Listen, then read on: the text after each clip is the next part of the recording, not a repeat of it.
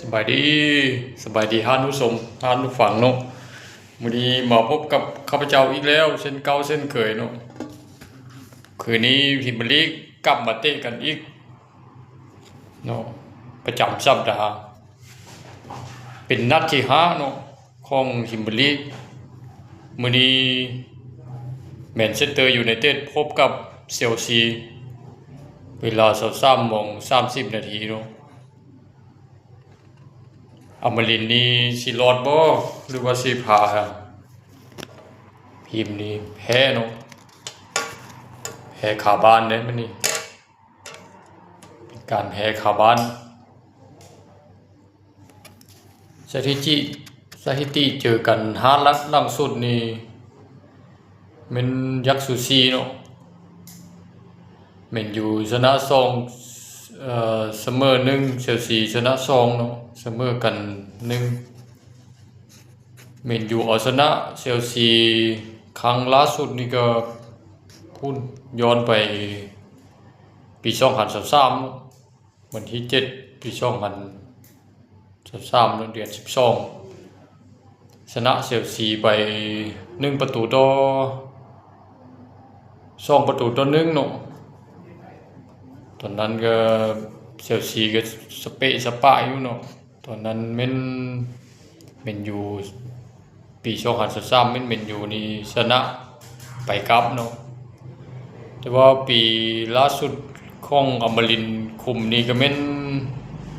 เสมอ1แพ้1เนาะคือว่าเชลซียุคนี้ก็เป็นยุคที่ว่าเข้มแข็งเนาะแข็งแกร่งที่สุดว่าซั่นซะแต่ว่าแม่นอยู่ยุคนี้เป็นยุคที่ว่าตกต่ำที่สุดหาเบิ่งเมื่อคืนนี้แหละเป็นนัดตัดสินอมรินทร์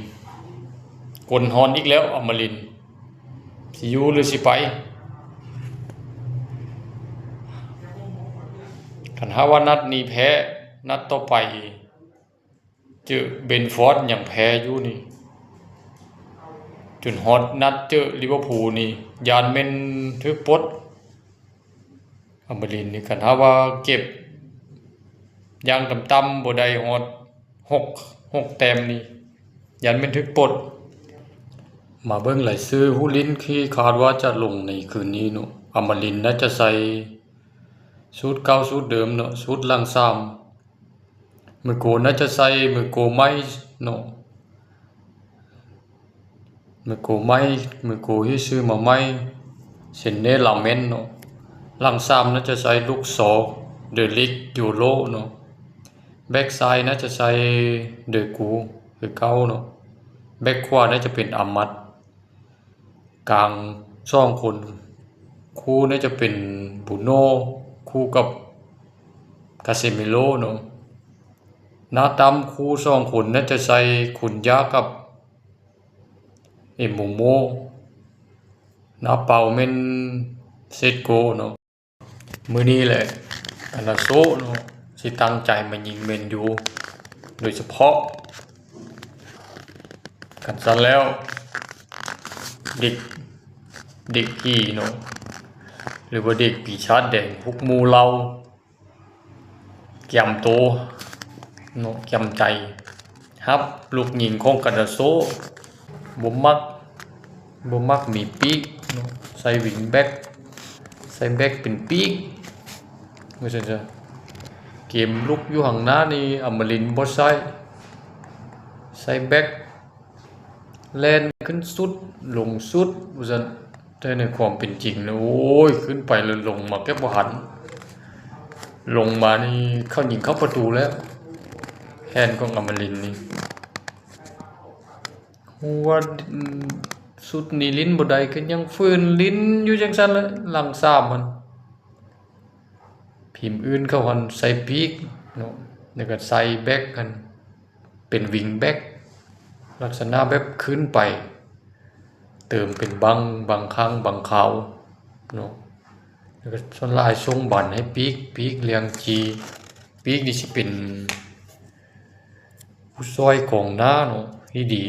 แต่ว่าแฮนด์ของอมรินทร์นี่บ่เฮ็ดแบบนั้น ใส่วิงแบ็กนี่แหละเติมขึ้นไปเป็นปีกของแมนยูนี่โอ้นักแบ็กทั้งสองข้างทั้งที่ว่าเป็นจุดค่ายของแฮนการลิ้นของอมรินทร์เนาะแต่ว่ายังฟื้นใส่ดาโลฟื้นใส่ดูกูเนาะดูกูนี่หูอยู่เนาะคนทั่วโลกหูว่าดูกูนี่เอาบันขึ้นไปนะอย่างเดียวลากตะลุยไปกัลเซียบันลากตะลุยไปส่งคืนล่างลากเลยลากขึ้นไปบางทีได้เปิดก็ขึ้นไปบอกสูงกายมูไปเปิดเนาะมื้อนี้เสียว่าผลการแข่งขันนี่จะออกมาเสมอเนาะแม่นอยู่จะยันเสมอได้มื้อนี้เพ้อนี่เกมที่พลิกมันสู้ตายเนาะเกมที่พลิกแม่นอยู่น่าจะเก็บ3 แต้มได้เนาะมื้อนี้เอาคลิปนี้ก็บ่มีหยังหลายเด้อแม่นอยู่เป็นรองแล้วรองแม่นอยู่ไปโลด